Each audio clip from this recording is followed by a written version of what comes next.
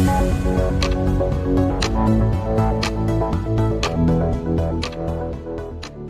आज आपको 30 दिन हो गया है यहाँ पर धरने पर और ठंड और भी बढ़ती ही जा रही है।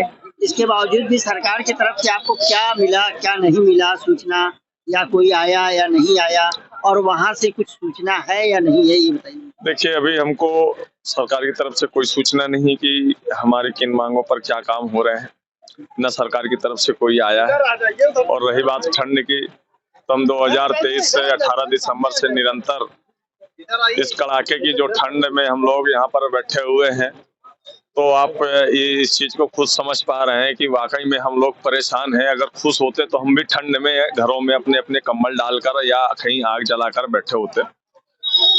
हम उच्च अधिकारियों की तरफ से भी कोई ऐसा पत्र भी नहीं जारी हुआ या कोई लिखित आश्वासन भी नहीं दिया गया कि भाई आपकी ये मांगे हैं, आप लोग धरना खत्म कर दीजिए, ये मांगे आपकी मान ली गई और जो है 1 हफ्ते, 10 दिन, 15 दिन, 1 महीने, 2 महीने में आपकी मांगे ये पूरी कर दी जाएंगी। यदि कोई हमारा सक्षम अधिकारी भी आकर के इस बात को आश्वासन देते हैं, लिखित तौर में भी, लिखित में, मौखिक नहीं, लिखित में अगर आश्वासन देते तो भी हम इस चीज को स्वीकार कर लेंगे और धरना समाप्त कर सकते हैं। लेकिन अब हम 30 दिन के बाद हम बैक नाम का तो हमने तो सोचा ही नहीं कि हम बैक हो सकते हैं। लेकिन अब जो भी है संघर्ष, ठंड कितनी भी बढ़ जाए, -5 में भी आ जाए, 9 में भी जाए, हमें कोई फर्क नहीं पड़ रहा। धरना प्रदर्शन हमारा जारी रहेगा।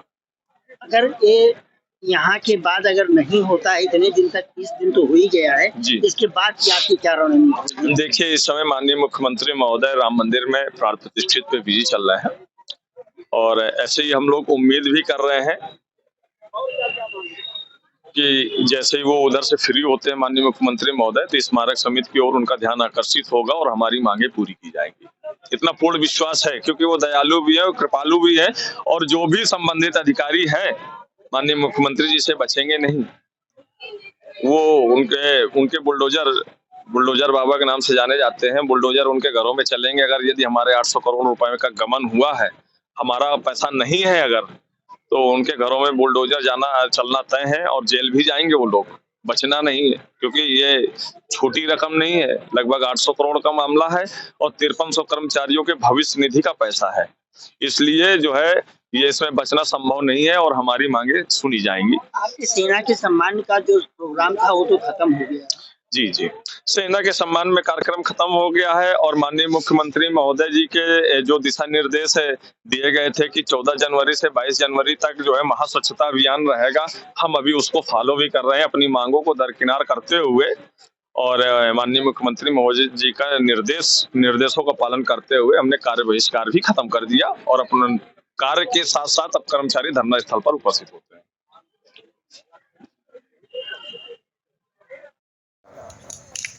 क्योंकि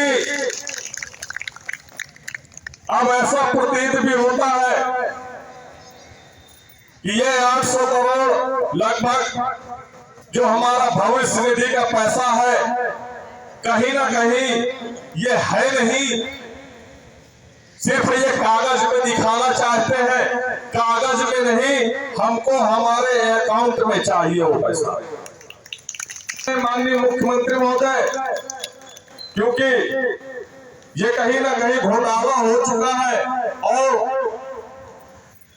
यह हमारा हक है और हमने अपने वेतन से ईमानदारी के साथ 10% की कटौती करवाई है। जिस दिन से ये 800 करोड़ का बैनर लगा है, उस दिन से उच्च अधिकारियों के अंदर एक खलबली सी मच गई है कि जिसको हमने खा के खर्च कर दिया है, उड़ा दिया है, अब उसकी भरपाई कहां से करेंगे। अगर माननीय मुख्यमंत्री महोदय जी का बुलडोजर बाबा के नाम से भी जाने जाते हैं, अगर उनका बुलडोजर चल गया तो इसकी भरपाई नहीं कर पाएंगे, बर्खास्त होंगे सीधे। क्योंकि जो पिछले वर्ष 10 करोड़ 75 लाख का गबन हुआ, तो इसमें ये एक कौशल किशोर आदित्य का पैसा नहीं गया, इस स्मारक समिति के 5300 कर्मचारियों का पैसा गया है, जिसको हमने बखूबी ईमानदारी से अपना पेट काट करके, अपने बच्चों का पेट काट करके हमने वो जमा पूंजी की। बुढ़ापे के साथ कुछ पैसा निकालकर अपने बच्चों का भविष्य बना सकते हैं, या बुढ़ापे में जब रिटायर होंगे तो उस पैसे से हम कुछ अच्छे कार्य कर पाए। तो वो पैसा,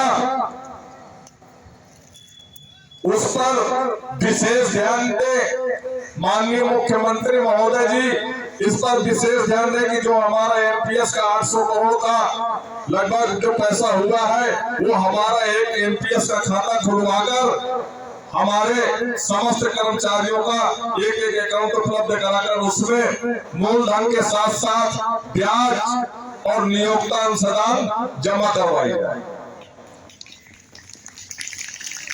इतना ही कहना चाहूंगा, माननीय मुख्यमंत्री महोदय जी से निवेदन करना चाहूंगा, उनका ध्यान आकर्षित कराना चाहूंगा इस स्मारक समिति की ओर और इस स्मारक समिति परिवार की ओर, और उस परिवार की ओर भी आकर्षित कराना चाहूंगा जो 168 कर्मचारी भाई सेवा करते करते इन पत्थरों की धूल हटाते हटाते खत्म हो गए। उनका परिवार रोड में आ गया, उनकी बच्चों की अर्थव्यवस्था, शिक्षा व्यवस्था हर तरीके से टूट गए, भूखमरी की कगार पे हैं। हम अपने भविष्य को लेकर चिंतित हैं और आज 30वां दिन है, हमारा अनवरत धरना प्रदर्शन चल रहा है और चलता रहेगा, तब तक चलता रहेगा जैसे कि हमारे बैनर में स्पष्ट है, आश्वासन नहीं शासनादेश चाहिए। हम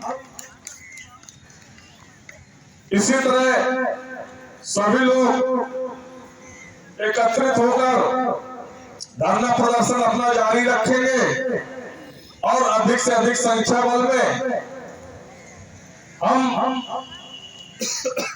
अपनी मांगों को लेकर संघर्ष करेंगे। मेरे साथ एक बार आप आवाज से आवाज मिलाकर साथ देंगे। कर्मचारी एकता, आवाज दो, आवाज दो। कर्मचारी एकता, कर्मचारी एकता, हमारी मांगे पूरी हो, हमारी मांगे पूरी हो। आवाज दो, आवाज दो। कर्मचारी एकता, कर्मचारी एकता, हमारी मांगे पूरी हो, पूरी हो, पूरी हो, हमारी मांगे पूरी हो, पूरी हो, पूरी हो। धन्यवाद साथियों। कल से आप सभी लोग समय से आने का प्रयास करें और अधिक से अधिक संख्या बल में